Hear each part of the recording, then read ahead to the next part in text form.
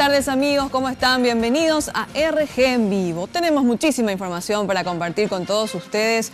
Hoy se cumplen 13 años de la mayor tragedia que vivimos en nuestro país, que dejó 400 muertos y familias devastadas por el dolor. Esta mañana se realizó la palada inicial de lo que será el memorial y el Centro Cultural del Licuá Bolaños. Ricardo Roa, estuviste ahí, contanos un poco todos los detalles. Es así, compañeros.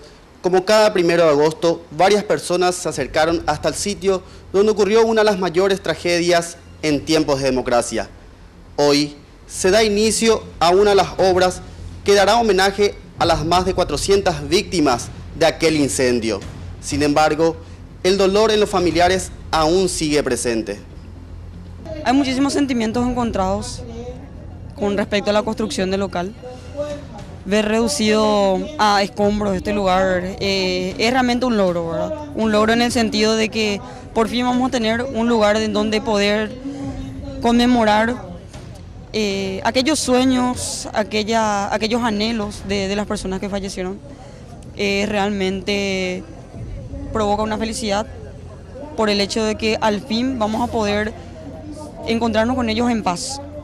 Y es un peldaño más, o sea, cada vez como que vamos avanzando y eso es bueno, el poder avanzar con todo lo que aquello conlleva, ¿verdad?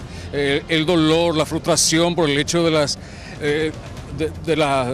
fases de alguna manera en que todo se estancaba, ¿verdad? Pero estamos en esta instancia y ojalá que de aquí en adelante, o sea, la cosa siga un poco más ligera, ¿verdad? Creemos que no se hizo justicia, que el Estado paraguayo quedó con una deuda histórica en relación a lo que significó que haya realmente castigo ejemplar y que haya reparación digna y en el marco de los derechos humanos para las más de 2.000 familias que fuimos afectadas. El intendente de Asunción, Mario Ferreiro, se dirigió al sector privado, a quienes solicitó que tengan en cuenta todos los mecanismos de seguridad para evitar otro Licuá Bolaños. El ministro de Cultura, Fernando Griffith, dijo que todavía no hemos aprendido la lección. Si de lo que pasó aquí hemos aprendido o no hemos aprendido. Mi esposa dice que yo soy un optimista por naturaleza, sin embargo hoy creo que voy a tener que